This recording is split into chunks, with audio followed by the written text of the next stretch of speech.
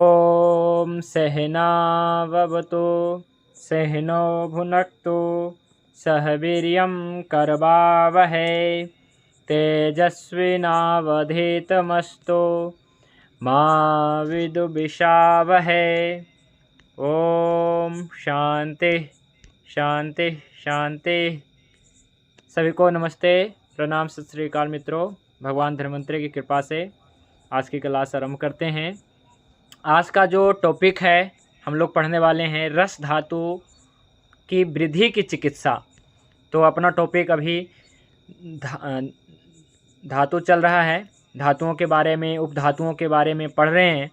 तो कोई भी साथी इस नए टॉपिक से जुड़ना चाहते हैं तो जुड़ सकते हैं।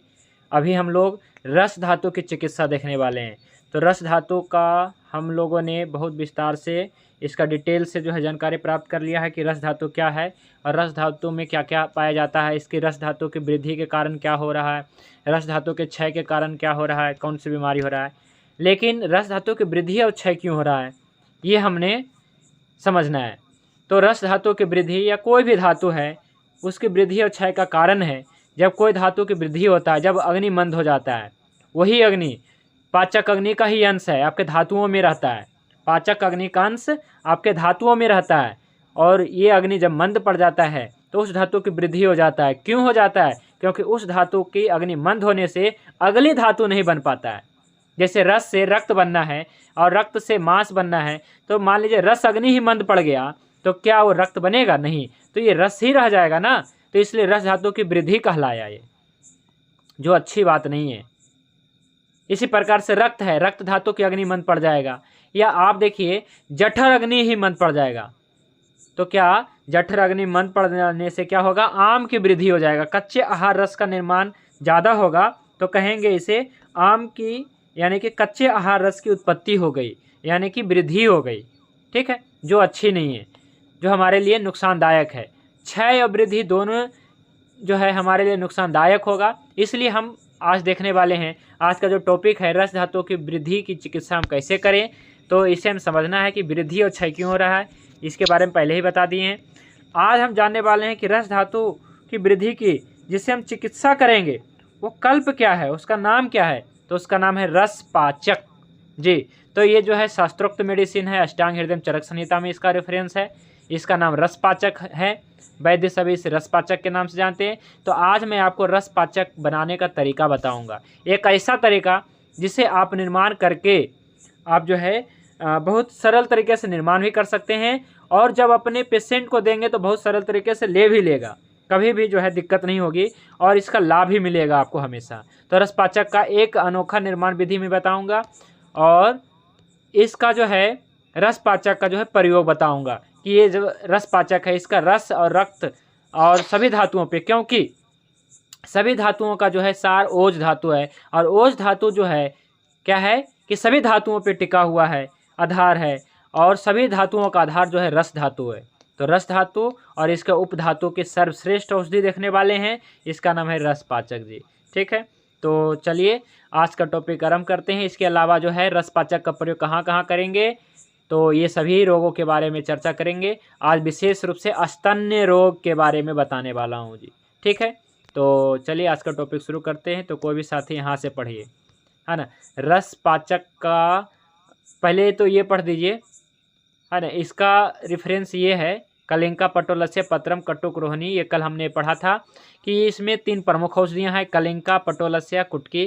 तो ग्रुप में विशेष रूप से भारत भूषण जी बहुत अच्छे, मतलब आयुर्वेद के जानकार भी कहिए या फिर प्रेमी भी कहिए, बहुत ही अच्छे तरीके से, मतलब क्या है कि हमें पूछते रहते हैं हमेशा, है ना, कि ये पटोल है या ये क्या है। इंद्रजौ का उन्होंने फ़ोटो भेजा, देखिए मैंने कल ही पढ़ाया और कल सुबह ही, मतलब क्या है कि उनका जो व्हाट्सअप आ गया कि बताइए यही है क्या।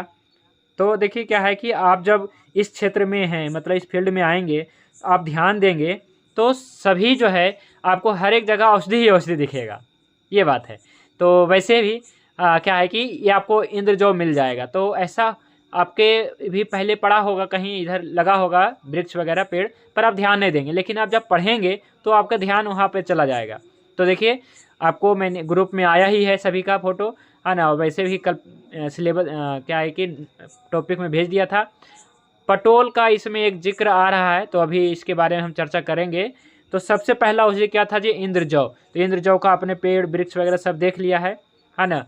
और पटोल, पटोल में क्या है, तिक्त पटोल लेना है। मैंने आपको जो टॉपिक में भेजा था वो खाने वाला पटोल है, यानी कि परवल है, लेकिन तिक्त पटोल लेना है, हमेशा तिक्त पटोल लेना है, तभी शोधन का कार्य करेगा, तभी इसका 100% लाभ मिलेगा। ये अगर मधुर रस ले लेंगे तो शोधन कैसे करेगा, नहीं करेगा। तो देखिए ऐसा नहीं है कि इसका महत्व नहीं है, इसका भी महत्व है, लेकिन अपने स्थान पे। जहाँ पे हमें शोधन करना है, जैसे स्तन्य शोधन हमें करना है ना, तो वहाँ पे हमें तिक्त ही देना है। लेकिन कहीं कहीं जो है मधुर भी चलता है, मैं इसका प्रयोग बताऊंगा, ठीक है। इसी प्रकार से कुटकी, तो कुटकी तो एक ही प्रकार का होता है ना। तो इस प्रकार से चलिए आज का टॉपिक यहाँ से आरंभ करते हैं, रस पाचक का निर्माण। क्योंकि अभी हम रस पाचक के बारे में कल हमने पढ़ा कि तीनों को मिलाना है, लेकिन आज मैं आपको बनाने की विधि बताऊंगा, ठीक है। तो बस आपको जो है कलिंगक और इसका रस, महाभूत, सामान्य गुण, विशेष गुण इधर से पढ़ना है जी, ठीक है। तो कोई भी साथी पढ़िए। द्रव्य कलिंग 200 ग्राम, रस है इसका कटु कषाय, महाभूत है आकाश वायु अग्नि, सामान्य गुण है इसका शीत स्तंभन, विशेष गुण है रक्तार्स, ज्वर, अति, सार, सामक। देखिए दूसरा है पटोल। हाँ ठीक है, एक एक समझाते चलते हैं। ये जो हमारा जो बनाने का जो विशेष विधि है ना, तो इसे समझना है, और मैंने इसको विशेष तरीके से आपको बताने का भी प्रयास किया। देखिए कितना मतलब कि सरल रूप से मैं बताने की कोशिश किया हूँ। कलिंग का यानी कि इंद्रजौ, इसे कलिंग का कहते हैं, इंद्रजौ को जी। तो इंद्रजौ कितना लेना है, तो 200 ग्राम लेना है, सभी 200 ग्राम लेना है, सभी समान मात्रा लेना है। लेकिन कभी कभी असमान मात्रा भी लेना पड़ता है, मैं बताने वाला हूँ। लेकिन अभी जो है आपको ऐसा समझना है कि अभी समान मात्रा लेना है जी, ठीक है। तो कलिंग का ले लिया, यानी कि इंद्रजौ, इसे समझिएगा, इंद्रजौ 200 ग्राम।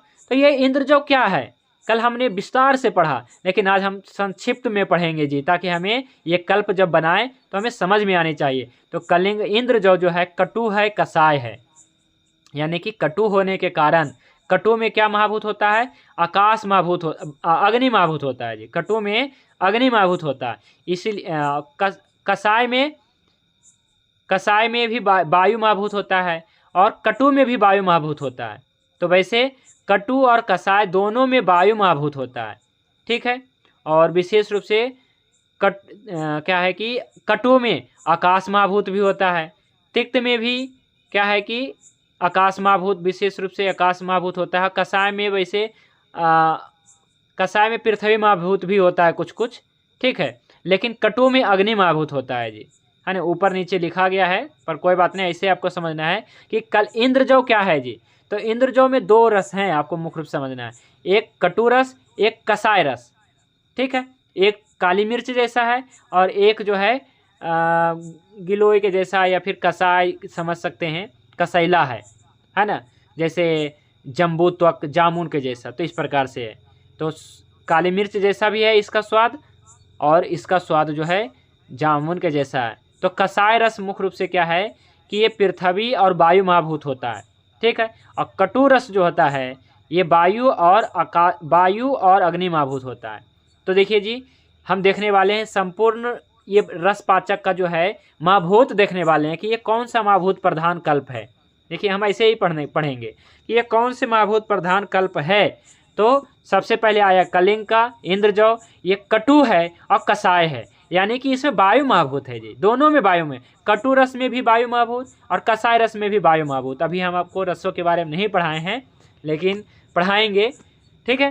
तो रसों के बारे में इसके बाद टॉपिक रखेंगे, तो किस रस में कौन से महाभूत है। लेकिन आपको समझ में तो आ ही गया होगा कि कटु और कषाय रस में वायु महाभूत मुख्य रूप से है, ठीक है, पहले भी बताया था मैंने। तो इसमें जो है वायु महाभूत है, और आकाश महाभूत है, और अग्नि महाभूत है जी।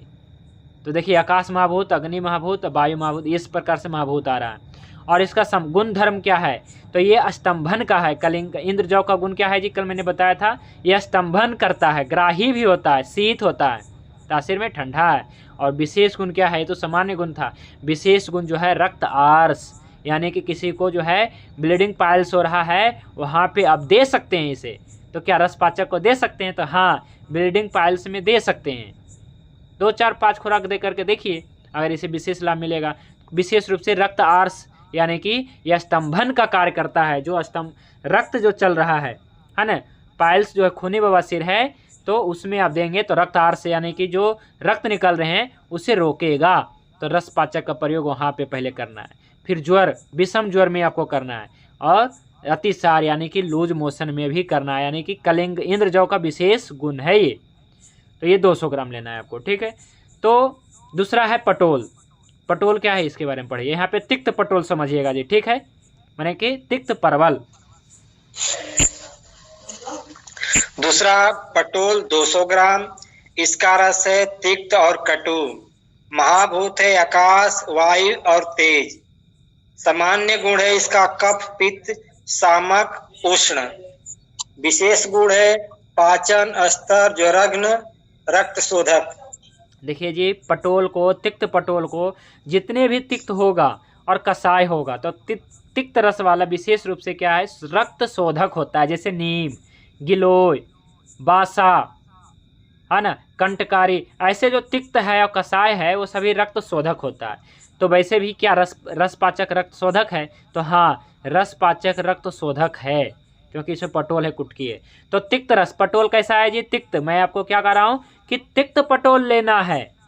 एक ग्रुप में मैं कल फोटो भेजूंगा, तो आप देखिएगा पटोल कैसा होता है, तिक्त पटोल कैसा। तिक्त पटोल ही लेना है यदि आपको रक्त शोधक में काम करना है, यदि आपको रक्त को भी अच्छा बनाना है, या फिर स्तन्य शोधन, या फिर क्या यूट्रस शोधन करना है, तो आपको तिक्त पटोल ही लेना है। मधुर पटोल नहीं लेना, मीठा पटोल नहीं लेना है। तो इस प्रकार से क्या है कि ये पटोल है, तिक्त है, कटु है। तो तिक्त रस में क्या है जी? वायु और आकाश महाभूत है जी, वायु और आकाश महाभूत है। वायु सभी में रहेगा इसमें। और कटु में भी वायु होता है, तेज होता है, यानी कि अग्नि महाभूत है। तो इसका सामान्य गुण है, ये कफ पित्त सामक है पटोल।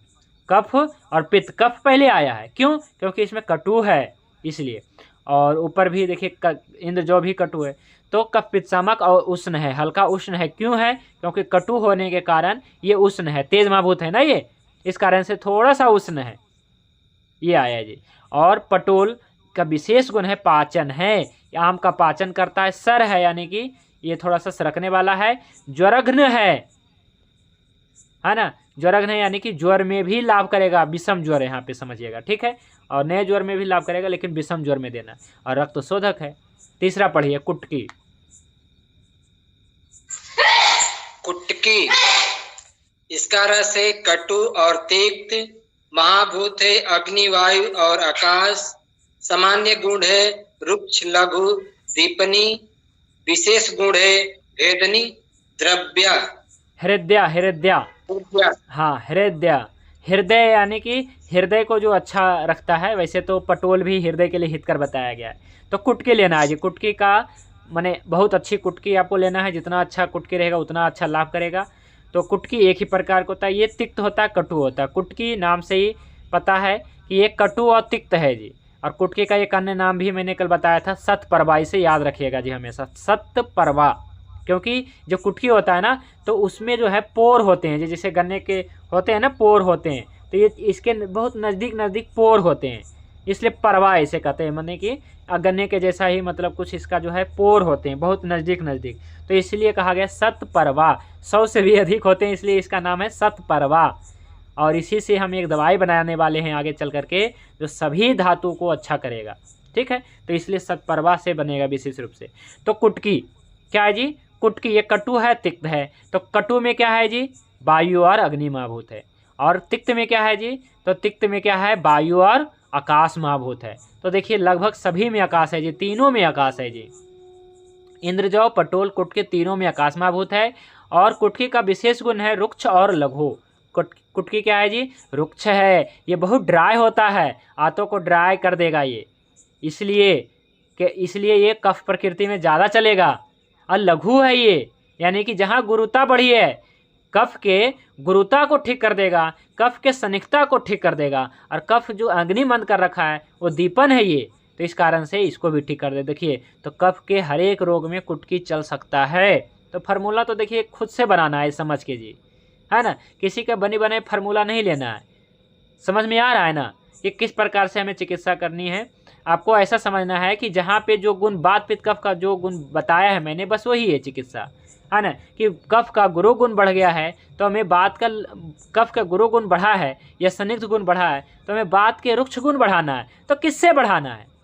तो कुटकी दीजिए। इसमें कुटकी आप दे सकते हैं कफ के गुरु गुण को ठीक करने के लिए, कफ के संदिग्ध गुण को ठीक करने के लिए आप जो है कुटकी दे सकते हैं, क्योंकि ये रुक्ष है, लघु है, दीपनी है और भेदनी है, यानी कि आंतों में जो मल चिपक गया है उसे छेदन भेदन करेगा, खुरच के निकालेगा। और हृदय है, हृदय के लिए अच्छा है क्योंकि ये रस धातु को अच्छा कर रहा है। तो रस धातु का जो मूल क्या है बताया गया है वो हृदय है, तो हृदय अच्छा करेगा।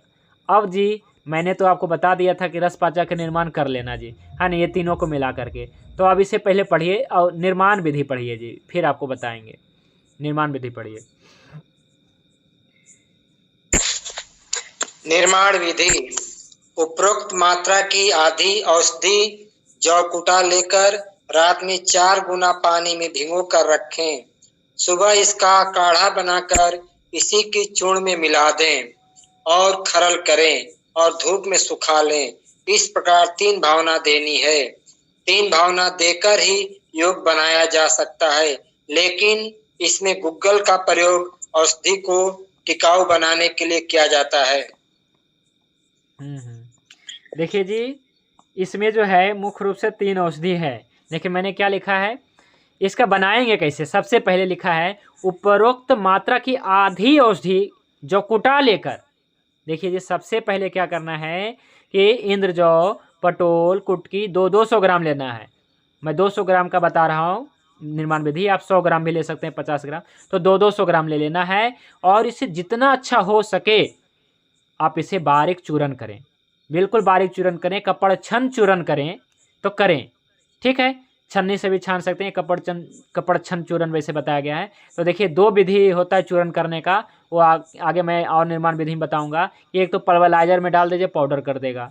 लेकिन अगर आप विशेष रूप से हाथ से बनाएंगे, जो भी मैं बताता हूँ, है ना, ऐसी औषधि तो आप हाथ से बनाएंगे तो विशेष रूप से लाभदायक होगा। विशेष क्या, यही लाभदायक होगा क्योंकि ये जलेगा नहीं औषधि पल्वराइजर में।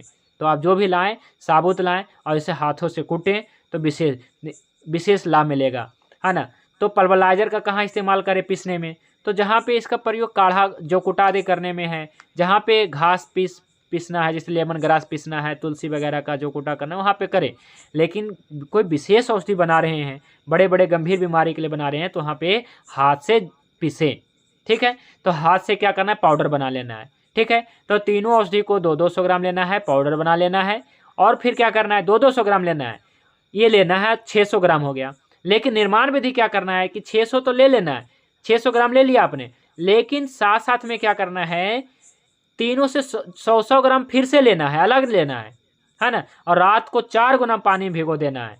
तो इस प्रकार से क्या है कि 100 ग्राम इंद्रजौ, 100 ग्राम पटोल, 100 ग्राम कुटकी, जौ कुटा कर लेना है। इस पर पाउडर नहीं करना है, पाउडर तो अपने ये अलग रखना है, और जौ कुटा कर लेना है। और रात को 4 गुना पानी में, यानी कि ये जो है 300 ग्राम हो जाएगा, तो 1200 ग्राम पानी में भिगो देना है, ठीक है। 1200 ग्राम पानी में या 1600 ग्राम पानी में, जितना भी लगभग 1.5 से 2 लीटर के करीब में भिगो देना है रात को, है ना। और पानी अगर क्या है कि स्वच्छ जल के अलावा अगर क्या नर्मदा, गंगा जल, नर्मदा जल, वर्षा जल मिल जाए तो अच्छा रहेगा, क्योंकि औषधि खराब नहीं होगा। क्योंकि हमें औषधि की जो है गुणवत्ता भी बढ़ाने रहना है और ये खराब भी ना हो, तो ऐसा हमें करना है। तो हमें गंगा जल, नर्मदा जल या फिर हमें जो है क्या है कि वर्षा जल का इस्तेमाल करें तो बहुत बढ़िया होगा। तो भिगो दे रात को और सुबह काढ़ा बनाएं। और काढ़ा बना करके जो पाउडर बनाया है, इसी का पाउडर और इसी का काढ़ा रहेगा। तो इसके पाउडर में इसका काढ़ा मिला देना है और घुटाई करते जाना, इस प्रकार से घुटाई करते जाना। खरल भी होता है, आयुर्वेद में खरल भी बताया गया है, तो खरल करना है जी, इस प्रकार से मतलब मिला देना है आपको। अगर खरल करना है, मर्दन करना है तो मर्दन भी करते जाइए, काढ़ा मिलाते जाइए। इस प्रकार से 10-20 मिनट, जितना ज़्यादा खरल करना है खरल करिए, आधा घंटा 1 घंटा, नहीं तो आप मिला करके और इसे धूप में सुखा लीजिए, ठीक है। धूप में सुखा लीजिए। इस प्रकार से 1 दिन में, 2 दिन में सूख जाएगा आपका पूरा। इस प्रकार से इसको कहते हैं भावना। तो इस प्रकार से आपकी एक भावना हो गई। फिर क्या करना है, जब सूख जाएगा फिर से क्या करना है कि इंद्रजौ 100 ग्राम लेना है, 100 ग्राम पटोल पत्र लेना है, 100 ग्राम कुटके लेना है। तो इसका भी फिर से क्या करना है कि जौ कुटा ही करना है। जौ कुटा मतलब होता है जो जौ के दाने के, यानी कि गेहूं चावल के जैसा, मतलब क्या है कि आकार कर लेना है। पाउडर नहीं बनाना है, पाउडर एक बार बनाना है, 200 ग्राम का पाउडर बनाना है, लेकिन जो भावना देना है यानी कि काढ़ा हर बार बनाना है, उसे मिला देना है। तो ऐसा 3 बार करना है जी। क्या करना है जी, इंद्रजौ पटोल कुटकी जो है इस प्रकार से 3 बार भिगोना है रात को, और इसमें काढ़ा जो है काढ़ा बनाना है सुबह में। और काढ़ा कैसे बनाना है, जैसे 4 गुना पानी लेंगे ना, तो इसे उबालते उबालते थोड़ा सा बच जाए, चौथाई बच जाए, फिर इसके छान लेना है। और इसके बाद जो है पानी जो होगा, काढ़ा जो होगा, आप इसके चूरन में डाल देंगे। तो पहली बार आपने डाला, धूप में सुखाया, फिर दूसरी बार डाला, धूप में सुखाया, तीसरी बार डाला, भावना किया। अब खरल करना है तो खरल करते जाइए, थोड़ा सा धूप में सुखाइए, आपका बनकर तैयार हो जाएगा। तो मैंने इसी प्रकार से बताया है कि इसका सुबह काढ़ा बना करके इसी चूरन में, तो पहले चूरन बनाना है 200 ग्राम का, और इसके बाद जो है 100 ग्राम का, तीनों का जो है 100 ग्राम लेना है, मतलब हमेशा आधी लेना है जी। जब भी किसी का भावना देना है आपको, यहाँ पे जो भी मैं बताऊंगा, तो जितना आपका चूरन है ना, 100 ग्राम है, 200 ग्राम है आपका चूरन, तो अब भावना देने में 100 ग्राम लेना है जी आपको। तो 100 ग्राम आपको तीनों से ले लेना है, तो 300 ग्राम, और इसमें पानी मिलाना है, और इसके बाद जो है काढ़ा बना करके उसी चूरन में मिला देना है। और इसके बाद जो है खरल करते जाएं, मिलाते जाएं काढ़ा, और इसके बाद धूप में सुखा दें। और जब 3 भावना हो जाए, तो ऐसा है कि 3 भावना देकर ही योग बनाया जा सकता है। यानी कि ये जो रसपाचक है, ये रसपाचक आप बना सकते हैं 3 ही भावना दे करके।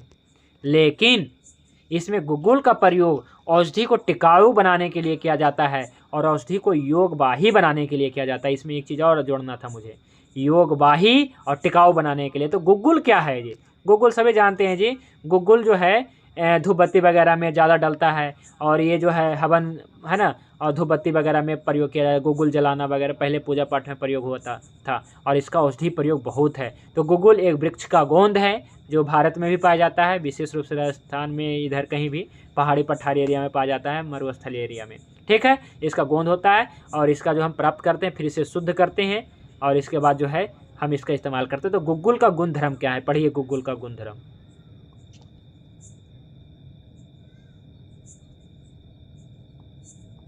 पढ़िए।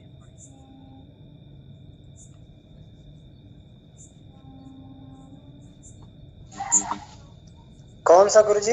ये हाँ, गुग्गुल, गुग्गुल। अच्छा, गुग्गुल। कटु, इसका रस कटु तिक्त कषाय है, महाभूत अग्नि वायु आकाश है, गुण है इसका रुक्ष लघु उष्ण, विशेष गुण है दीपन सर वृष्य। देखिए जी, अब गुग्गुल का गुण धर्म कह रहा हूँ। वैसे तो 3 ही औषधि मिलाना है, बन जाएगा आपका, लेकिन गुग्गुल मैंने बता दिया है कि गुग्गुल योगवाही है, और गुग्गुल जो है औषधियों की ताकत बढ़ाएगा, औषधियों का जो है क्या है कि टिकाऊ बनाएगा, तो इसलिए गुग्गुल देना है इसमें। ठीक है, तो वैसे ये अपने तरफ से मैंने जोड़ा है जी। वैसे शास्त्रों में बस इतना ही प्रयोग है, ठीक है, इतना में ही बन जाएगा, लेकिन गुग्गुल मिलाएंगे तो हमें लगता है कि विशेष लाभदायक मिलेगा।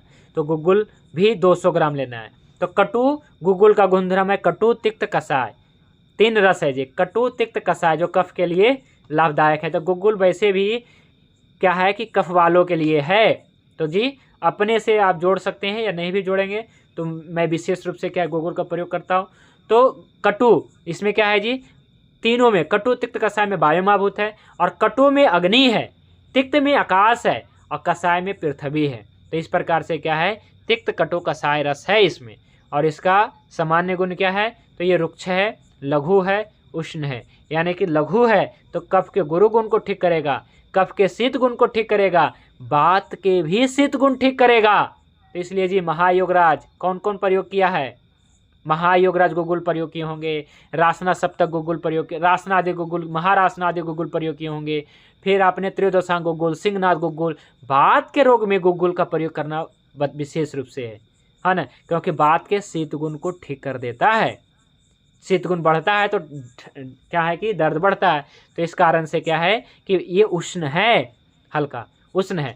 तो लघु, रुक्ष उष्ण। तो लघु क्या है जी, कफ के गुरु गुण को ठीक करेगा, कफ के स्निग्ध गुण को ठीक करेगा, यानी कि जो मेद संचिति आदि हो गया है कफ के रोग में, है ना, ये विशेष लाभदायक होगा। और ये दीपन है, सर है, वृक्ष है, बात वाले को नुकसान नहीं करेगा ये, है ना। ये रुक्ष है, नहीं है लेकिन उतना नहीं है, क्योंकि ये वृक्ष देखिए, ये वृक्ष है ये, है ना। तो गुग्गुल वैसे भी एक प्रकार का गोंद होता है, सभी को पता है।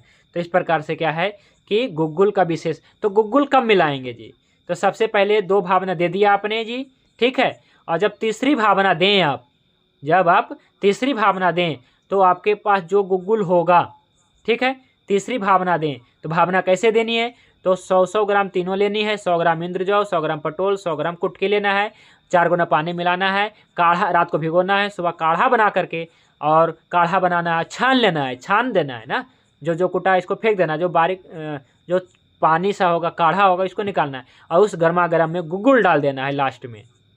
अगर आपके पास जो है गुग्गुल, अगर ऐसा है कि आपने गुग्गुल शुद्ध करके सुखा लिया है और इसका पाउडर बना लिया है, तब तो क्या है कि सीधा उस पाउडर में मिला दीजिए, है ना, पाउडर को जो है इसमें मिला दीजिए। और इसके बाद जो है, या फिर आपके पास गोंद के रूप में है, ढेला के रूप में है, तो आपको क्या करना है, उस काढ़े में, गर्मा गर्म काढ़े मिला देना है, ये भी पिघल जाएगा। इसके बाद लास्ट में जो है उसमें मिला देना है, लास्ट भावना में, और इसके बाद सुखा लेनी है। और लास्ट में क्या करना है कि जब अच्छे से सूख जाए तो एक बार क्या करना है, खरल में डाल करके, और इसके बाद खरल कर लेना है और बारीक पाउडर बना लेना है। तो कहिएगा भाई जी आपने गुग्गुल डाल करके अपने तो पाउडर बनवा लिया, गोली बनाते सही रहता। देखिए गोली भी बना सकते हैं, जिसकी जो मर्जी, है ना, गोली भी बन सकता है इसका, टैबलेट भी बन सकता है इसका, है ना। लेकिन क्या है कि आप जो है जैसा आप पैकिंग करना चाहें, मतलब जैसा भी आप अपने रोगी को देना चाहें आप दे सकते हैं, लेकिन जो सबसे अच्छा काम करता है, क्योंकि टैबलेट बनाएंगे तो उसमें बाइंडिंग एजेंट एक्स्ट्रा डालना पड़ेगा, जो केमिकल होता है, तो ना डालें। तो हम क्या करते हैं, पुड़िया बनाते हैं इसकी, है ना, देख सकते हैं। तो हम पुड़िया में हमारी उपलब्धता रहता है, तो इसमें क्या करते हैं कि जो कुटा करके लास्ट में क्या करते हैं, खरल कर देते हैं, और खरल करके इसकी बारीक पाउडर बनाते हैं, और पाउडर बना करके फिर जो है इसकी जो है 250 mg की मात्रा रखते हैं जी, मात्र 250 mg, यानी कि 1 ग्राम से का चौथाई हिस्सा, 250 mg मैक्सिमम मैं देता हूँ, ठीक है, क्योंकि इसकी पोटेंसी बढ़ गई जी, है ना। 3 भावना आपने दे दिया, तो क्या है कि अल्प मात्रा महावेगम, ऐसा सूत्र बताया है चरक ऋषि ने, आगे मैं बताऊंगा। अल्प मात्रा महावेगम, यानी कि जो औषधि सूक्ष्म मात्रा में होता है, थोड़ी मात्रा में होता है, वो बहुत तेज से काम करता है। महावेगम, बहुदोष हरनम सुखम, और बहुदोषों को नाश करने वाला है और सुख देने वाला है। तो ये सब चरक ऋषि का सूत्र है ये। तो इसी के आधार पे जो इस प्रकार से मतलब क्या है कि आप बनाएंगे तो विशेष लाभदायक है। तो इस प्रकार से आपको 3 भावना देनी है, और लास्ट में गुग्गुल की भी भावना दें तो औषधि टिकाऊ बनेगा, और विशेष रूप से बात और कफ के ऊपर काम करेगा, कफ के ऊपर काम करेगा, और बात वाले को भी नुकसान नहीं करेगा जी, ठीक है। तो इस प्रकार से आज मैं आपको जो है रस पाचक का शॉर्ट तरीके से आपको बता दिया कि इसका जो द्रव्य क्या है, रस क्या है, महाभूत क्या है, सामान्य गुण क्या है, विशेष गुण क्या है। तो कोई भी आप औषधि बनाएं, कोई भी आप फार्मूला बनाएं किसी भी रोग के लिए, तो आप हमेशा इसी प्रकार से बनाइएगा जो मैंने आपको अभी भेजा है जी, इस प्रकार जो आपके स्क्रीन पे है। किस प्रकार से, सबसे पहले कोई भी आपके पास फार्मूला होगा, सबसे पहले द्रव्य लिखिए, फिर इसके रस लिखिए। अच्छा, ये आपका जो पटोल है, इसमें कहीं पटोल लिखा है, पटोल है, अच्छा ठीक है। कुटकी इसमें डाला है, तो कुटकी का महाभूत क्या है, तिक्त है, कुटकी का रस है, कटु है, तिक्त है। तो कटु है तो उसमें क्या है जी, वायु और अग्नि है, तिक्त है तो वायु और आकाश है। तो महाभूत भी देखिए, सामान्य गुण और विशेष गुण भी देखिए। इस प्रकार से आपके दिमाग में एक माइंड सेट बैठ जाएगा, अच्छा ठीक है, ये तो क्या है कि बात के काम करेगा, ये कफ के, है ना। इस प्रकार से किस पे काम करेगा, आपका दिमाग जो है चल जाएगा।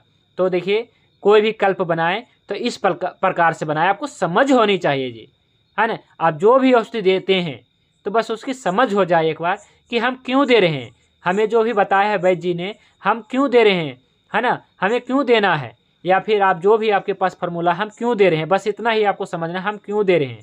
अगर इसका उत्तर मिल गया आपको तो आप जो है चिकित्सा करने मतलब क्या है कि कर सकते हैं, या फिर आपकी चिकित्सा सफल है।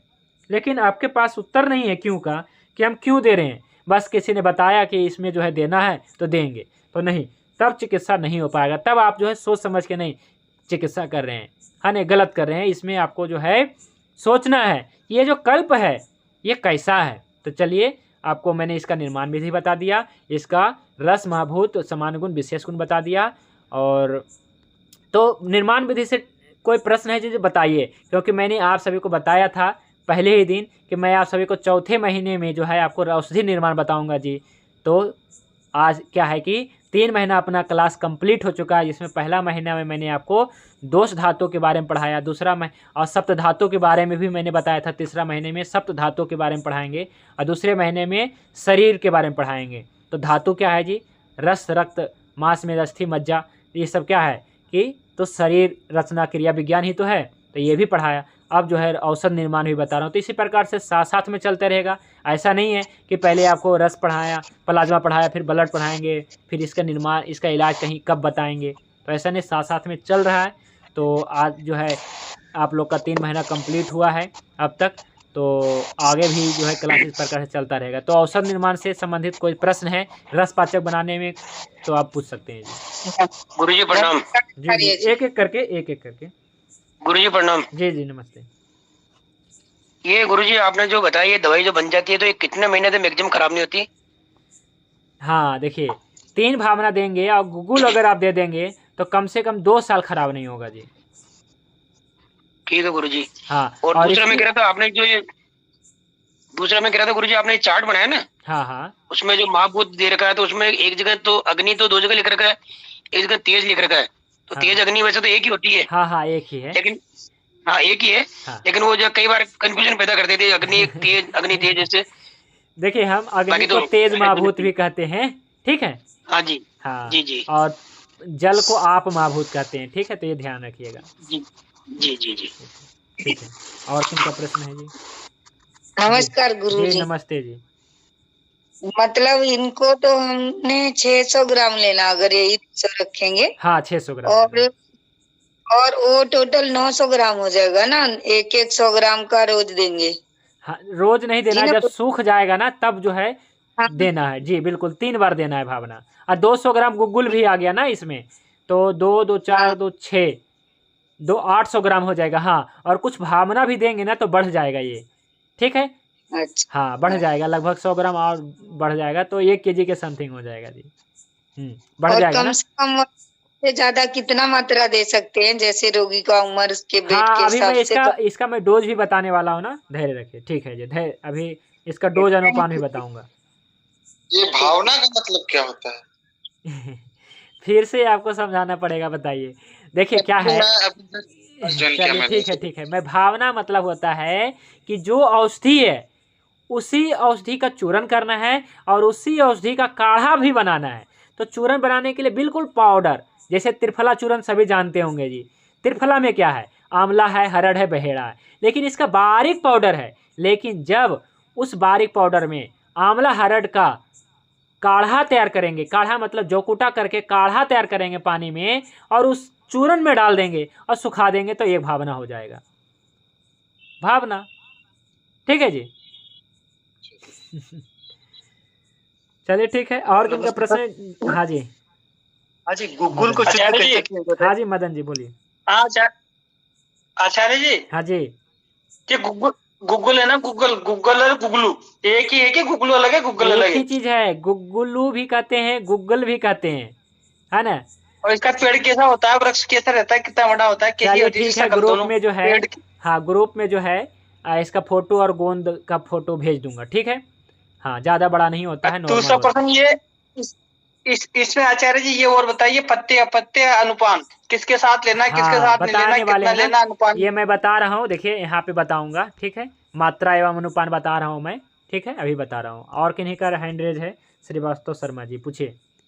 अच्छा गुरु जी, गुग्गुल को गुग्गुल को शुद्ध कैसे किया जाता है? इसका भी क्या है कि बताने वाला हूँ, है ना। अभी तो केवल रस पाचक के आप लोग क्या है कि टॉपिक से बाहर बहुत ज़्यादा पूछते हैं, हमें सब कुछ बताऊंगा, है ना। गूगल शोधन भी करना के लिए बताएंगे, लेकिन अभी आप रस पाचक पढ़ रहे हैं तो टॉपिक से बाहर क्यों जाते हैं आप। तो रस पाचक जो है बनाने में गूगल जब शुद्ध कैसे करें, तो त्रिफला गिलोय में, गोमूत्र में, पानी में, वर्षा जल में, गंगा जल में, इस प्रकार से कई प्रकार से अलग अलग रोगों में भी कर सकते हैं गूगल का शोधन, ठीक है। तो मैं बताऊँगा, है ना। फिर भी इसका जो है जैसे गुगुल जब लाएंगे बाजार से या कहीं से भी तो उसमें कंकड़ पत्थर रहेगा, तो उसको क्या करना है, एक पोटली में बांध देना है। पोटली में बांध देना है, पोटली यानी कि कैसा, सूती कपड़ा में, धोती वाला कपड़ा में बांध देना है। और इसके बाद जो है त्रिफला के काढ़े में डाल देना है। तो क्या है कि गुगलू गोंद है, ये पिघल के पानी में मिल जाएगा या काढ़े में मिल जाएगा, गर्म पानी में भी कर सकते हैं, गोमूत्र में भी कर सकते हैं, पानी में मिल जाएगा। और इसकी पोटली के अंदर क्या है, कंकड़ पत्थर बच जाएगा। ठीक है, तो इसको शोधन कर देंगे, इसको कहते हैं शोधन करना गुगुल को। और इसको थोड़ा गर्म कर देंगे गोंद को, तो फिर से सॉलिड हो जाएगा। तो इस प्रकार से करा जाता है। इसका विधि बताएंगे, है ना, कितना पानी लेना है, कितना क्या लेना है बताएंगे। ठीक है, तो अभी आप निर्माण विधि, रस पाचक से संबंधित समस्या कुछ है तो पूछ सकते हैं कि ये इंद्रजौ कितना लेना है, पटोल कुटकी गुगलू कितना लेना है। देखिए, अगर इसमें जो गुगलू मिलाते हैं तो बहुत समय चलेगा, लेकिन हाँ कि औसत जो है जितना नया होगा उतना अच्छा होगा ना। 6 महीना पुराना होगा तो अच्छा रहेगा, पर कहा गया है कि चूरन का वैलिडिटी 6 महीना ही होता है जी। ठीक है, ऐसे गुगुल मिला दिए हैं तो साल भर कर सकते हैं और भी ज़्यादा चला सकते हैं, लेकिन ऐसा है कि नया लें तो विशेष रहेगा। और बनाए कब, तो जी देखिए ऐसा है, अभी अपने ग्रुप में वैद्य अजय जी ने बहुत सुंदर फोटो भेज दिया है जी आप लोगों के लिए, पटोल का फोटो भेज दिया जी, है ना। तो पटोल पत्र देखिए जी, इनके पास ओरिजिनल मिल गया है, ये पटोल पत्र ओरिजिनल है। और ये जो है तिक्त पटोल है जी, है ना, जो ग्रुप में भेजा है ये तिक्त पटोल हमें लगता है, क्योंकि इसके पत्ते जो हैं, पत्ते इसका विशेष पहचान है जी, है ना। 1 मिनट, हाँ ये तिक्त पटोल, इसका पत्ते विशेष रूप से पहचान करने का है कि पत्ते को कैसे पहचाने। तो पत्ते चौड़ी होती है इसकी, रूखी सूखी भी होती है, तो इस प्रकार से ही होता है। लेकिन इसी प्रकार से कुंदरी भी होता है, कुंदरू अलग चीज़ होता है। ठीक है, इसका प्रयोग नहीं करना है। ठीक है, तो तिक्त पटोल लेना है और इस प्रकार से 200-200 ग्राम लेना है और 100-100 ग्राम की 3 भावना देना है और गुगुल लास्ट में मिला देना है। इसका चूरन बनाना है, या फिर आपको जो भी बनाना है बना सकते हैं, टैबलेट भी बनवा सकते हैं। ठीक है, तो आपका बन गया। अब हम जो है और भी शॉर्ट माध्यम से, और भी मतलब क्या है कि एक कहिए कि सरल तरीके से कैसे समझे रसपाचक को। तो देखिए जी, हम कोई भी औषधि कल्प है हमारे पास जो भी है हम प्रयोग करते हैं, तो उसका हमने बहुत शॉर्ट नोट बनाया है, ये शॉर्ट नोट, कि इसे कैसे कोई भी मतलब हमारे औषधि के बारे में अनजान है, बस एक बार पढ़ ले कि ये क्या है, इसके बाद वो जो है औषधि प्रयोग कर सकता है। तो देखिए रसपाचक क्या है जी, ये तो रस धातु और उप धातु के सर्वश्रेष्ठ औषधि है जी।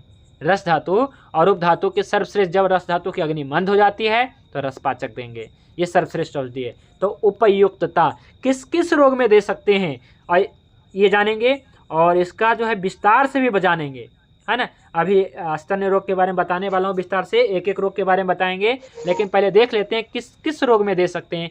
तो सभी रोग के बारे में पढ़ दीजिए जी, पहले शुरू से लेकर के अंत तक ये पढ़ दीजिए।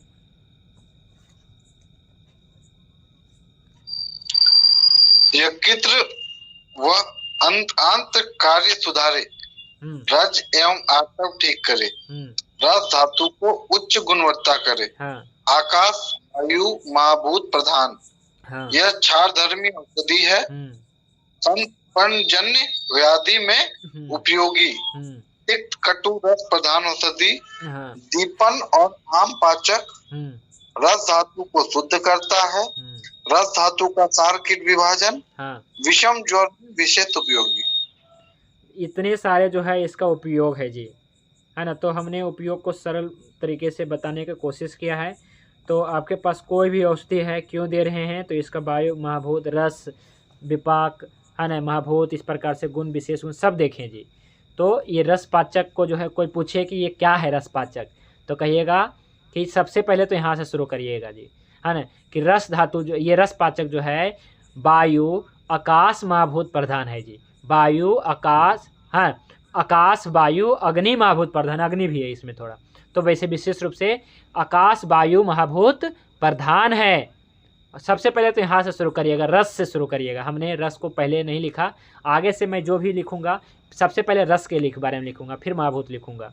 ठीक है, तो यह जो है तिक्त कटु रस प्रधान औषधि है जी। क्या है इसमें जी, तिक्त कटु और कसाय रस भी है इसमें, है ना। तो इसमें आया है ना, कसाय किसमें है जी, तो ये जो है इंद्रजौ में कसाय है, बाकी में तो सब कटु तिक्त ही है। तो तिक्त कटु कसाय रस प्रधान कल्प है ये, ठीक है जी। तो तिक्त कटु कसाय रस प्रधान औषधि है, और यह जो है आकाश महाभूत और वायु महाभूत प्रधान महाभूत है, ये औषधि है। और यह क्षार धर्मी कल्प है, यानी कि क्षार धर्मी कल्प यानी कि ये उष्णता बढ़ाते, तेज महाभूत बढ़ाता है जी, ऐसा समझिएगा। तो क्षार महाभूत प्रधान मतलब यह क्षार धर्मी औषधि, मतलब जो तेज महाभूत बढ़ाता है वो क्षार धर्मी, और जो आप महाभूत बढ़ाता है वो अम्ल धर्मी।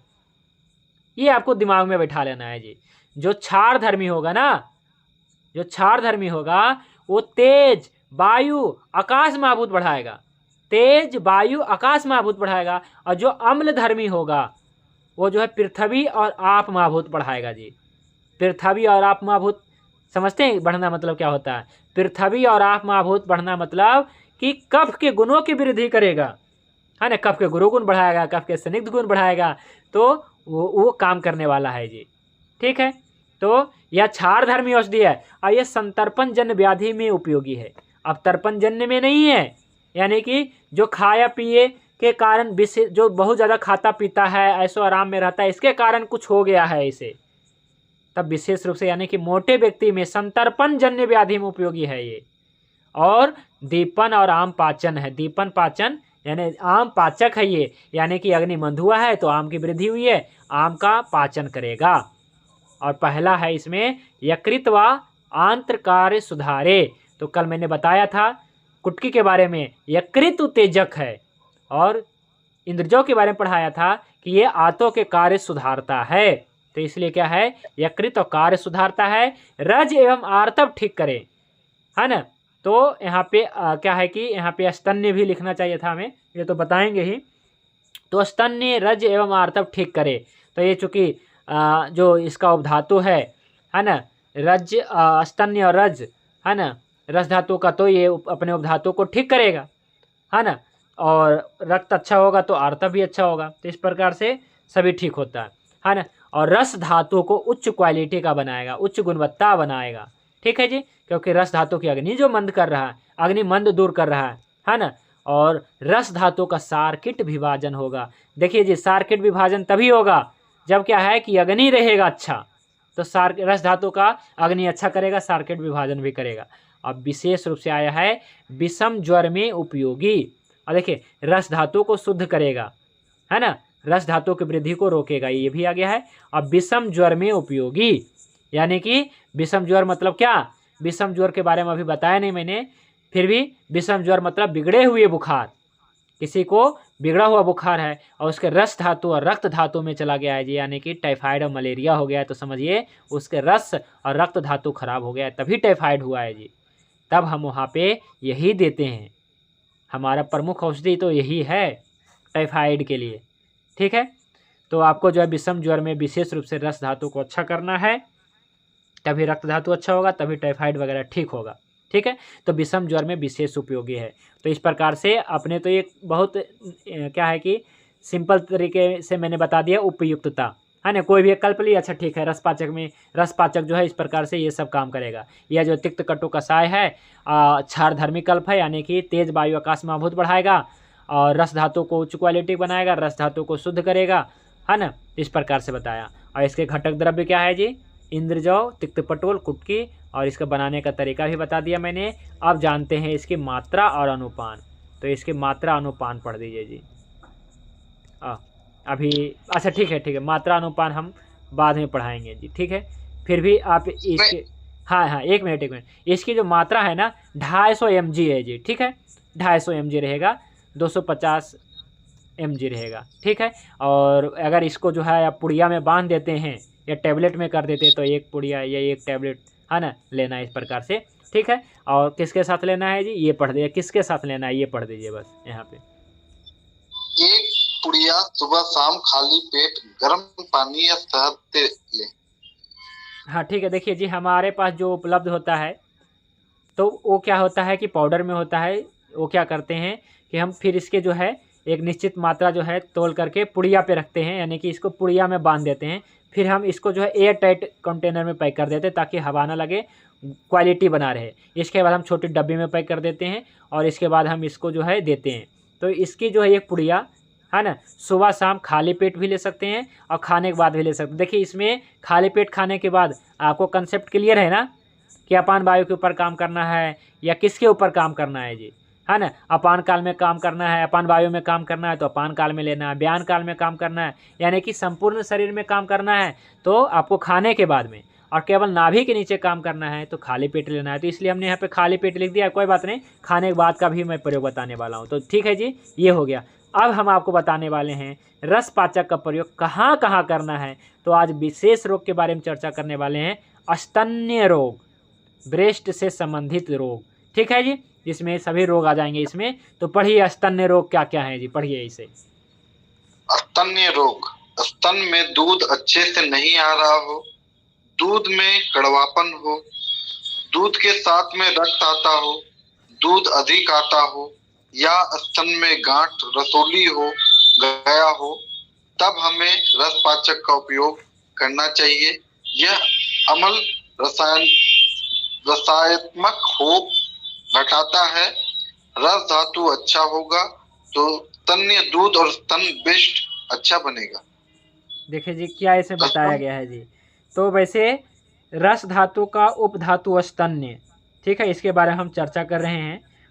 तो सभी को पता चल गया है स्तन्य और स्तन दोनों के बारे में बताऊंगा। तो स्तन्य रोग में क्या क्या कैसे कैसे बीमारी होता है। तो जब रस धातु की वृद्धि होती है यानी कि रस धातु की अग्नि मंद हो जाता है तो रस धातु की वृद्धि होता है। पहला कंसेप्ट जी कि रस धातु की अग्नि मंद होता है तो रस धातु की वृद्धि हो जाता है, तब जो है स्तन्य रोग होगा।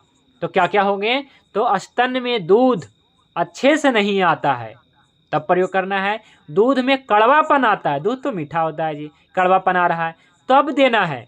तब कहेंगे भाई जी अब तो क्या है कि कड़वापन है, औषधियाँ भी आप कड़वा बता रहे हैं। तो जी इसलिए मैं बता रहा हूँ क्योंकि शोधन करेगा, ठीक है जी, तो कड़वापन हट जाएगा। दूध के साथ में रक्त आता हो, आपको पता ही है जी, तो दूध के साथ में रक्त जब आए, ब्लड आए, तब प्रयोग करना है क्योंकि शोधन करेगा, रस धातु की अग्नि मंद को दूर करेगा तो ठीक होगा। दूध अधिक आता हो, कहिएगा ये क्या बीमारी है। हाँ, तो बहुत सारी ऐसे भी क्या है कि प्रसूत महिला होती हैं जो क्या है कि जिनके दूध ज़्यादा आते हैं यानी कि डिलीवरी के बाद जो है दूध ज़्यादा आता है, तो फिर क्या करें, तो यही देना है रस पाचक देना, क्योंकि रस धातु की वृद्धि हुई है तभी तो दूध की वृद्धि हुई है। तो क्या है कि ऐसे बहुत सारे होते हैं, है ना, प्रसूता महिला तो जो क्या है कि ऐसा प्रॉब्लम आ जाता है तो यहाँ पे रस पाचक ही देना है। इसको आप व्याधि समझे, है ना। वैसे तो अपने आप ठीक हो जाता है फिर धीरे धीरे, लेकिन कई सारे ऐसे केस आ जाते हैं, है ना, कि थोड़ा सा झुकने से या फिर वैसे भी, है ना, क्या है कि दूध अधिक मतलब जब आता है तो इस प्रकार से इसको हम रस पाचक दे ही देंगे। या स्तन में गांठ, है ना, रसोली हो गया, ब्रेस्ट ट्यूमर हो गया है जी, ठीक है, तब हमें रस पाचक का प्रयोग करना चाहिए। और यह अम्ल रसात्मक को हटाता है जी, यानी कि जो एसिडिक हो गया है दूध वगैरह, है ना, तो वो सब ठीक करेगा। और रस धातु अच्छा होगा तो इसका उपधातु अच्छा होगा, यानी कि रस धातु अच्छा होगा तो स्तन्य यानी कि दूध अच्छा होगा और स्तन यानी कि ब्रेस्ट अच्छा होगा, ठीक है। तो और आगे पढ़िए, स्तन वृद्धि से कठोरता, ये पढ़िए। स्तन वृद्धि से कठोरता, सूल, स्पर्शा, सत्व, स्तन वृद्धि, सूजन आदि लक्षण उत्पन्न होते हैं। या जो बच्चे इस दूध का सेवन करते हैं उनमें उल्टी, दस्त, पेट का दर्द, बुखार और दूध युक्त मल के लक्षण भी दिखाई देते हैं। इन परिस्थितियों में मां के साथ साथ बच्चे को भी ठीक करने के लिए रसपाचक का उपयोग करना होता है। इसका प्रयोग करने से रसगत आम का पाचन होता है और धातु उच्च गुणवत्ता का बनता है। फिर इसके उपधातु स्तन्य का अच्छा हो जाता है। अगर रोगी वात प्रकृति का है तो इसका प्रयोग गर्म गौ घृत के साथ करना है। गौ घृत के साथ करना है जी, ठीक है। तो स्तन्य वृद्धि से कठोरता यानी कि उसमें हार्डनेस ऐसा कुछ आ गया हो, हार्ड हो गया हो, कठोर हो गया हो स्तन। सूल दर्द हो रहा हो, स्तन में ब्रेस्ट में सूल दर्द हो रहा हो। स्पर्शा सहत्व यानी कि छूने पे दर्द हो रहा हो या फिर बिना छुए ही दर्द हो रहा हो। या फिर स्तन वृद्धि, है ना, तो क्या है कि स्तन वृद्धि में भी देना है इसे, क्योंकि रस धातु की वृद्धि हुआ है इसलिए, क्योंकि रस धातु की अग्निमंद हुआ इसलिए वृद्धि हुआ है, तो वहाँ देना है। सूजन, स्तन में सूजन हो गया हो, आदि लक्षण उत्पन्न हो, या जो बच्चे इस दूध का सेवन कर रहे हैं उसमें उस बच्चे को यदि उल्टी हो रहा हो, दस्त हो रहा हो, पेट का दर्द हो, बुखार हो बच्चे को, या दुर्गंध युक्त मल हो, जो नवजात शिशु होता है वो क्या करता है, भोजन ही थोड़ा करता है, वो तो दूध ही पीता है, तो माँ का दूध पीता है। तो इस प्रकार से अगर बच्चे को भी कोई समस्या आ गई हो, है ना, क्या क्या समस्या, तो उल्टी हो और दस्त हो, पेट का दर्द हो, बुखार हो आगे हो, या दुर्गंध युक्त मल विशेष रूप से हो, इन स्थितियों में माँ के साथ साथ बच्चे को भी ठीक करने के लिए रसपाचक का प्रयोग करना है। क्या बच्चे को भी दे सकते हैं? तो जी देखिए ऐसा है 250 mg पे आप 5 mg दे सकते हैं, तो दे सकते हैं, बच्चे का भी अच्छा हो जाएगा, और माँ को तो 250 mg देना ही देना है। ठीक है, तो ताकि जो है माँ का जो है रस धातु अच्छा बने और इसका उप धातु अच्छा बनेगा। ठीक है, तो बच्चे का भी दस्त उल्टी वगैरह इस प्रकार से दूर हो जाएगा। ठीक है, तो रस पाचक इसका प्रयोग करने से रसगताम का पाचन होता है। क्यों होता है? क्योंकि रस धातु की अग्नि बढ़ जाता है, जो भी मंद हुई है अग्नि जैसी बढ़ेगा तो राम का पाचन होगा, रस धातु अच्छा बनेगा तो और सभी धातु अच्छा बनेगा और इसका उप धातु अच्छा बनेगा। ठीक है जी, तो इससे क्या होगा, उप धातु स्तन्य अच्छा हो जाता है। और अगर रोगी, देखिए जी अब कहेंगे ये बात, ये तो कफ में अग्निमंद कब होता है जी? अग्निमंद तभी होगा रस धातु की जब पहले जठर अग्निमंद होगा। जठर अग्निमंद क्यों होगा? जब क्या है, कफ का गुरु गुण, कफ का संदिग्ध गुण बढ़ जाएगा तब अग्निमंद होगा। या बात का भी रुक्ष गुण बढ़ जाएगा तो भी अग्निमंद होगा। तो क्या ये बात वाले को दे सकते हैं? तो जी बात वाले को सोच समझ के देना है और बहुत कम देना है, 1 हफ्ता से ज़्यादा नहीं देना है जी। बात वाले को भी देना है, लेकिन क्यों? क्योंकि अग्नि जो विषम हुई है, मंद हुई है कहीं ना कहीं, तो उसको ठीक कर देगा सप्ताह में।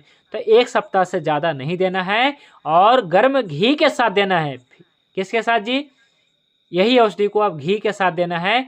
तो 1 चम्मच गुनगुना घी करना है और इसका जो है 250 mg आप दे सकते हैं। ठीक है, तो बात प्रकृति वाले व्यक्ति को भी आया था ना कि एक प्रश्न आया था कि बात का गुण है, लघु गुण है, रुक्ष गुण है, इसको अगर ब्रेस्ट ट्यूमर हो गए तो कैसे देंगे? तो देना है ये वाला, लेकिन कैसे देना है? तो गौ घृत के साथ। उसका कहीं ना कहीं अग्नि मंद हुआ है, तभी हुआ है, विषम हो गया अग्नि इस प्रकार से। तो जी देखिए ऐसा आप समझ लीजिए कि 2 प्रकार से अग्नि का मंद होता है जी। आप देखते होंगे आपके पास कोई घर में दीपक होगा तो ये बुझ जाता है। तो क्यों बुझता है? या तो तेज हवा चले या फिर आपका जो है उस दीपक में जो तेल है वो खत्म हो जाए जी। तो बात में क्या होता है, स्पर्श क्या है कि बात में क्या होता है, बात में वायु इतना बढ़ जाता है कि सुखा देता है तो अग्नि खत्म। और कफ प्रकृति में क्या होता है, इतना ज़्यादा बाढ़ आ जाता है, इतना ज़्यादा पानी आ जाता है कि, समझ रहे हैं, इतना ज़्यादा जो है बाढ़ आ जाता है कि जो है बुझ जाता है ना। पानी आप महाभूत, तो देखिए वायु महाभूत भी बुझा देगा और तेज महाभूत भी बुझा देगा, तो दोनों बुझाने वाला है जी। और आप महाभूत भी बुझा देगा, तेज महाभूत नहीं, तेज महाभूत तो तेज ही है, वो क्या बुझाएगा? तो आप महाभूत यानी कि पानी के कारण भी बुझ जाएगा दीपक और वायु के कारण भी दीपक बुझ जाता है, तो दोनों प्रकार से बुझेगा। तो आपको अंतर समझना है। तो अगर वायु के कारण बुझा है तो घी के साथ देना है, और यदि पानी के साथ बुझा है तो बस सीधा प्रयोग कर सकते हैं। और सीधा प्रयोग नहीं करना है, गर्मा गर्म जल के साथ प्रयोग करना है। ठीक है, या फिर शहद के साथ करें तो उचित होगा। हाँ, शहद के साथ में करेंगे तो उचित होगा, क्योंकि शहद और भी अच्छा लेखन का कार्य करेगा, शहद और भी अच्छा कफ के ऊपर काम करेगा। तो कफ वाले में मोटा व्यक्ति है तो उसको लगातार भी दे सकते हैं शहद के साथ में, और बात वाला है तो 1 हफ्ता तक देना है, गर्म घी के साथ में देना है, फिर इसको चेंज कर देना है, दूसरे अपना कल्प चलाइए, है ना। 1 हफ्ता 2 हफ्ता दे सकते हैं अधिकतम, ज़्यादा ना चलाएं, नहीं तो बात का रुक्ष गुण बढ़ जाएगा। हालांकि ज़्यादा नहीं बढ़ेगा नहीं, जब आप घी के साथ देंगे तो नहीं बढ़ेगा। ठीक है जी, तो इसकी मात्रा क्या है जी, ये पढ़ दीजिए खाने का। हाँ, इसकी मात्रा जो है ये पढ़ दीजिए। सुबह शाम खाने के 20 मिनट बाद गर्म पानी या शहद के साथ लें। मात्रा 250 mg। 250 mg समझ में आ रहा है ना? 1 ग्राम का चौथा हिस्सा लेना है जी। ठीक है, तो सुबह शाम खाने के बाद, ये क्या आपने बता दिया? तो हाँ, खाली पेट पहले इसलिए बताया था क्योंकि आप जब अपान काल में यूट्रस पे काम करना है तब हमें यहाँ पे रज के ऊपर काम करना है, तब हमें खाली पेट ही देना पड़ेगा, क्योंकि स्तन तो ऊपर है, तो इसलिए क्या है कि और आर्तव जो है एक नीचे की ओर है, यानी कि यूट्रस है नीचे है। तो इसलिए ऐसा आपको समझना है कि जब रज से संबंधित समस्या रहेगा तो अपान काल में, और स्तन से संबंधित समस्या रहेगा तो ब्यान काल में, यानी कि खाने के 20 मिनट के बाद। क्या बताया था? खाने के 20 मिनट के बाद ये जो है ब्यान काल होता है। ब्यान मतलब क्या? पूरे शरीर में काम करेगा। तो दूध क्या जी, जो स्तन्य होता है पूरे शरीर से आता है ना, बताया था ना मैंने। तो इसलिए सुबह शाम खाने के 20 मिनट के बाद गर्म पानी से या शहद से या फिर घी से। तो आपको समझ में आया जी? घी किसको देना है जी? तो बात के रुक्ष गुण, बात के लघु गुण में देना है, और पित्त वाले में भी देना है। पित्त वाले को तो वैसे रोग ही नहीं होता है ऐसा, है ना। और कफ वाले को देना है गर्म पानी और शहद। तो आप दोनों ट्राई करिए, शहद भी देते रहिए, गर्म पानी भी देते रहिए। इसको बताइए जब मर्जी करे गर्म पानी लो और शहद लो, है ना। तो इस प्रकार से आपको 250 mg लेना है। 250 mg मतलब क्या है कि वही 250 mg की आपकी जो टैबलेट या पुड़िया रहेगी। लेकिन इसके साथ साथ में दीपन, पाचन और अनुलोमन करने वाली औषधि का सेवन अपने प्रकृति के अनुसार करना है। एक भाई साहब का कमेंट आया कि ये दीपन पाचन औषधि कौन सा लेना है, तो मैंने कई बार बता दिया है कि बात वालों के लिए अनुलोमन तेल लेना है, 10 मूलारिष्ट लेना है, और कफ वालों के लिए आपको कुमारी आसव लेना है, और पंचकोल चूर्ण लेना है, त्रिकटो चूर्ण लेना है, ठीक है जी। और बात वाले के लिए दीपन पाचन चूर्ण भी ले सकते हैं, चिंचा लवन भी ले सकते हैं, और 10 मूलारिष्ट द्रक्षा आसव इस प्रकार से ले सकते हैं जी, ठीक है जी। यही सब लेना है। इसको भी क्या करना है, पहले तो 5 दिन वही चलाएं, ये नहीं चलाना है। पहले जठर अग्नि को अच्छा करे तो 5 दिन पहले वो सब चलाएं। इसके बाद कहें 5 दिन के बाद ये चालू करो, और वो भी चालू रखो, ये भी चालू रखो। यानी कि कोई भी दीपन पाचन की औषधि दे रहे हैं बात पित्त कफ के अनुसार, वो चालू रखें हमेशा, क्योंकि जठर अग्नि बंद हो जाएगा तो रस अग्नि कैसे ठीक होगा। तो जठर अग्नि को अच्छा करते हुए रस अग्नि अच्छा करना है।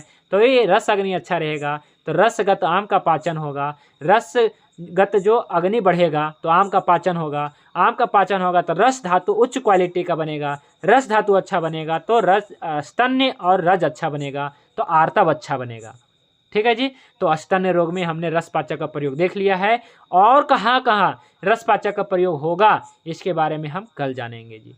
तो आज के टॉपिक से रिलेटेड कोई प्रश्न है तो रख सकते हैं जी। मेरा कुछ प्रश्न है। हाँ जी। सबसे पहला, ये जो रसपाचक है, जैसे किसी वात प्रवृत्ति के व्यक्ति को है तो उसको 10 मूलारिष्ट चलाने के बाद इसको चलाया जा सकता है। हाँ जी, हाँ जी। और दूसरा है कि जो आप संपर्दन व्याधि और अपर्दन व्याधि जो आप संतर्पण अपतर्पण, हाँ संतर्पण मतलब होता है ज्यादा खाने पीने से, ऐशो आराम जिंदगी करने से जो रोग होता है। और अपतर्पण मतलब अधिक ज्यादा मेहनत मजदूरी कर रहा है, दुबला पतला हो गया जी, धातु क्षय हो गया, तो इसको अपतर्पण कहेंगे। और ये जो रसपाचक जो है ये दोनों प्रवृत्ति में चलेगा कि सिर्फ जिसकी अग्नि मंद हुई है उस प्रवृत्ति में? नहीं, जहाँ पे अग्नि मंद हुआ है वहीं पे, अग्नि मंद हुआ है वहाँ पे देना है। जहाँ पे अग्नि मंद होने से रस धातु की वृद्धि हुआ वहाँ पे देना है। और अगर क्या है कि रस धातु को क्षय हुआ है तब वहाँ पे देने की जरूरत नहीं है। आप वहाँ पे क्षय हुआ है मतलब क्या है कि अग्नि का तो अपने आप अग्नि क्या है, रस धातु का क्षय हुआ, इसका मतलब क्या, इसका मतलब हुआ है कि रस धातु की जो है अग्नि तेज हो गई है, तो अब हम वहाँ पे क्यों देंगे, इसे नहीं देना है, वहाँ पे हम कुछ और देंगे जी, हम बताएंगे क्या देना है। और दूसरा और सबसे बड़ी बात है कि अगर ये औषधि मंगानी हो तो फिर कैसे आएगा, आ जाएगा क्या? सबसे बड़ी बात क्या है, सबसे क्या है कि अच्छी बात ये है आप लोगों के लिए कि हम जो है रस पाचक के बारे में हम बता रहे हैं जी, नहीं तो नहीं बताता कोई, है ना। और रस पाचक के जो निर्माण विधि है वो भी बता रहे हैं, इसका पूरा प्रयोग बता रहे हैं। तो हमारा उद्देश्य है कि कोई भी वैद्य हैं तो बनाएं, खुद से बनाएं, नहीं तो अपना केंद्र से ले सकते हैं जी, ठीक है, भेजेंगे उसको। बनाने की बात तो सही है, लेकिन जैसे कि मान लीजिए कि सबका तो एक जैसा ये नहीं है ना, अब किसी को 2 पीस की जरूरत है। चलिए ठीक है, हाँ ठीक है, हाँ हाँ ठीक है, अगर किसी को देना है 1-2 रोगी को तो अपना क्या है कि हमारे केंद्र से मंगा लीजिएगा, ठीक है। और ठीक है, ये तो है अपना, हम करेंगे जितना भी हो सकेगा, ठीक है। हाँ, और कोई आचार्य जी? हाँ आचार्य जी, मैं पूछ रहा हूँ, मतलब जी एक चम्मच में एक क्या जी, क्या प्रश्न है? 1000 मिलीग्राम होता है एक चम्मच चूर्ण में? देखिए चम्मच से आचार्य जी। नहीं नापना है, देखिए चम्मच से भूल से भी नहीं करना है जी, आपको जो है तौल के ही लेना है। स्टील की अरे अंदाजा बता रहा हूँ, स्टील की जो चम्मच होती है ना उसमें 1000 ग्राम होता है, उसकी चौथाई यानी चौथाई चम्मच आधी से नहीं आधी नहीं देना नहीं होता ये है गलत एक है, बार। ये गलत है, ये गलत है, चम्मच से नहीं नापना, अच्छा, ये हमारे गलत। कोई भी काम चम्मच से नहीं होता है, तौल के होता है, परफेक्ट होता है तोल ये। के नापे मशीन लाके, ठीक ठीक हाँ ठीक तौल ठीक। के ही देना दूसरा है जी। क्वेश्चन मेरा ये था, जब पत्ते पत्ते अपत्ते तो बताया नहीं है आपने, क्या खाए और क्या नहीं खाए। देखिए जी, वैसे तो मैंने आपको स्तन्य रोग में बहुत सारी चीज़ें बता दी है, अब आपके पास कोई भी स्तन्य रोग आएगा जी, ठीक है जी, क्या क्या रोग आ सकते हैं आपको मैंने बता ही दिया। ब्रेस्ट ट्यूमर सबसे ज़्यादा आएंगे, तो कहेंगे क्या ब्रेस्ट कैंसर में क्या नहीं दें, है ना, तो जी यही औषधि देना है जी, ठीक है जी, ब्रेस्ट कैंसर में भी यही औषधि देना है। लेकिन मैं कभी भी क्या है कि ऑनलाइन नहीं कहूँगा कि आप जो है ऐसे कैंसर के पेशेंट को देखें, लेकिन हाँ जहाँ तक आपके अधिकार क्षेत्र में है तो आप दीजिए, ठीक है। तो हमेशा जो है स्तन्य रोग में इसका प्रयोग कर सकते हैं, जहाँ पे अग्निमंद हुआ है, रस धातु की वृद्धि हुआ है और वहाँ पे अग्निमंद होने से उपधातु गड़बड़ी आया है, तो स्तन्य कोई भी रोग है इस प्रकार से रसपाचक का आप विशेष रूप से प्रयोग कर सकते हैं। अभी और भी बहुत सारे रोग में रसपाचक देने वाले हैं, तो क्या क्या रोग में दे सकते हैं हम देखने वाले हैं जी, ठीक है। आचार्य जी मेरा प्रश्न तो ये था, मतलब क्या चीज इसमें खाए क्या नहीं खाए, हाँ इसका इसमें परहेज क्या पूछ खाएं रहा हूँ क्या ना मतलब। खाएं, इसमें ऐसा है कि पथ्य अपथ्य में ऐसा है जी कि किसी का अग्निमंद हो गया है तो क्या खानी चाहिए जी, अच्छा। ऐसा खाओ जो तेज महाभूत प्रधान हो, है ना। तो तेज महाभूत प्रधान क्या है जी, तो परवल की सब्जी खानी चाहिए, मूंग का दाल खा सकते हैं, और क्या खा सकते हैं जी, तो अपने हमने जो पंचधान्य बताया है, तो पंचधान्य का सेवन करना है विशेष रूप से, ठीक है जी। पंचधान्य में क्या है, समा कोदो अच्छा। कंगनी कुटकी ये सब खाना है, जो क्या है कि तेज महाभूत को बढ़ाए और आप पृथ्वी महाभूत को घटाए, यानी कि जो गांठ हुआ है, यानी कि आप महाभूत की वृद्धि हुआ है और आप महाभूत उत्पन्न हुआ है और इस कारण से पृथ्वी महाभूत भी बढ़ गया, तो आप महाभूत की जो वृद्धि को रोके तो पृथ्वी महाभूत भी गायब हो जाएगा। तेज महाभूत बढ़ाए, आकाश महाभूत बढ़ाए, तो क्या है कि ऐसे कौन बढ़ाएगा, तो पंचधान्य का सेवन करिए, गोमूत्र का सेवन करिए, पंचगव्य में क्या, तो गोमूत्र का सेवन करिए, ठीक है जी। तो गोमूत्र का भी सेवन कर सकते हैं, ये औषधि भी बता दिया मैंने, गोमूत्र का सेवन कर सकते हैं, है ना। तो ये भी क्या है, आकाश महाभूत प्रधान है ना, वायु और आकाश महाभूत प्रधान है, ठीक है। वायु महाभूत प्रधान विशेष रूप से गोमूत्र है, तो जो भी वायु महाभूत प्रधान है, जो सुखाने का काम करता है, जो हटाने का काम करता है, वो तेज वायु आकाश है। तो क्या है कि स्तन में रसोली हो गया है, यानी कि पृथ्वी महाभूत आप महाभूत बढ़ा है, तब हम वहाँ पे क्या है कि तेज वायु आकाश महाभूत बढ़ाएंगे विभिन्न प्रकार की औषधियों से। तो आप सभी को पता है जी, आज जो कैंसर में जो है गोमूत्र का प्रयोग क्यों होता है, तो सिंपल है जवाब जी, कि गोमूत्र जो है तेज वायु आकाश महाभूत बढ़ाता है, तो पृथ्वी और आप महाभूत को घटाता है, तो क्या है कि ट्यूमर ठीक होता है जी। आप दे करके देखिए किसी को गोमूत्र, अगर आपने नियम पूर्वक विधि पूर्वक दे दिया, उचित समय पे दे दिया, आने समय रहते, तो वो कैंसर ठीक होता है जी, ठीक है। हाँ जी, और किसी का प्रश्न है, गोपाल जी। हाँ गुरु जी, मेरा एक प्रश्न था। हाँ जी। ये जो कोई स्तनजन्य व्याधियां है ना, हेलो, हाँ जी गुरु जी, हमारी जो जैसे गाय वाय होती है, तो इनमें जो थनैला होता है उसमें काम करेगी औषधि? हाँ जी, काम करेगा, थनैला रोग में भी काम करेगा, गाय को अच्छा। भी काम करेगा, मानव मनुष्य जाति पे भी काम करेगा, पशु पे भी काम करेगा जी। तो गुरु जी उनकी डोज क्या रखनी पड़ेगी गाय इसकी की? डोज आप बढ़ा दीजिएगा, जिस प्रकार से क्या है कि मानव के क्या है कि वेट देख लीजिए, अगर 50 kg 60-70 kg है तो ये डोज रखना है, अगर क्या है डबल है तो इसकी मात्रा 500 mg कर देना है। मान लीजिए कोई 150 kg का है जी, है ना, ऐसे भी पेशेंट आ जाएंगे 150 kg करेंगे, तो ये मात्रा 500 mg कर देना है। और इसी प्रकार से गाय को भी देख लीजिए, गाय का कितना भार होगा, है ना, इस प्रकार से बढ़ा देनी है। अगर 200 kg का है तो 1 ग्राम कर देनी है ना, अगर क्या है कि 800 kg का है तो क्या है कि 2 ग्राम कर देनी, इस प्रकार से कर देना है जी, ठीक है, बढ़ा करके देंगे तभी ठीक है गुरुदेव, ठीक है जी। और कोई प्रश्न है जी? बिल्कुल अच्छा प्रश्न था। आचार्य जी एक क्वेश्चन और है मेरे मन में, बहुत भयंकर वाला प्रश्न है, हमेशा सोचता रहता हूँ। पूछिए। सब जब भी गोलियां बनानी हो, जो तो कैप्सूल तो भर देते, चलो चूर्ण बन के कैप्सूल बंद कर देते, जब भी गोलियां बनानी हो टेबलेट फॉर्म में बनाना, तो चूर्ण को कैसे गोलियों को बदलेंगे, चूर्ण को कैसे टेबलेट बनाएंगे, इनके क्या बनाना पड़ेगा? गुड़ मिलाएंगे, शहद मिलाए, पानी मिलाए, गोमूत्र मिलाए, घी मिलाए, क्या मिलाए इसमें? देखिए जी, चूर्ण में जो गोलियां बन जाए। मैंने आपको क्या है कि वैसे मैं बता देता हूँ। जब आप क्या है कि 3 बार इसे भावना दे देंगे ना 3 बार, और लास्ट में क्या करिएगा कि गुल है ना, अगर टैबलेट बनाना है तो अगर हाथ से बनाना है तो क्या है कि गुल ऐसा लीजिएगा जो गोंद की जैसा हो, और इसे मिला दीजिएगा, और इसके बाद जो कुटा करिएगा माने हाथ से कुटिएगा है ना एवं दस्ते में, तो इस प्रकार से क्या है कि पूरा टाइट जो है गोली बन जाएगा। इस प्रकार से छोटा छोटा फिर गोली बना के सुखा लेनी है जी। तो गोली भी बना सकते हैं इसकी, ऐसी बात है। लेकिन अगर टैबलेट बनाना है कंपनी के जैसा तो फिर क्या है कि मशीन लगेगा, और साथ में क्या है कि बाइंडिंग एजेंट वगैरह डाल के बना सकते हैं। इसके बारे में हम चर्चा ज़्यादा नहीं करेंगे, निर्माण वाला टॉपिक खत्म हो गया जी। उपयोग से संबंधित बताइए। तो कल मैं आपको जो है रस पाचक का प्रयोग और भी रोगों में कैसे करना है ये मैं कल बताऊँ। त्वचा रोग में कैसे करना है, श्वेत प्रदर में कैसे करना है, रक्त प्रदर में कैसे करना है, इसी का प्रयोग होगा जी। ठीक है, कैसे करना है, और त्वचा रोग में कैसे करना है, लीवर में कैसे करना, लीवर बीमारी में कैसे करना है, संग्रहणी में कैसे करना है। ठीक है, तो बहुत सारे बीमारियों में इसका प्रयोग कैसे कैसे होगा सभी के बारे में अब जो है कल बताएंगे जी। ठीक है, तो आज के लिए बस इतना ही। शांति पाठ करके आज की क्लास को विराम देते हैं। ओम ध्यो शांति अंतरिक्षम शांति पृथिवी शांति आपः शांति औषधयः शांति वनस्पतयः शांति विश्वदेवः शांति ब्रह्म शांति सर्वं शांति शांतिरेव शांति सामा शांतिरेधि। ओम शांति शांति शांति। सभी को नमस्ते, शुभरात्रि। भगवान धन्वंतरि की कृपा सभी पे बने रहे। जय धन्वंतरि, जय आयुर्वेद।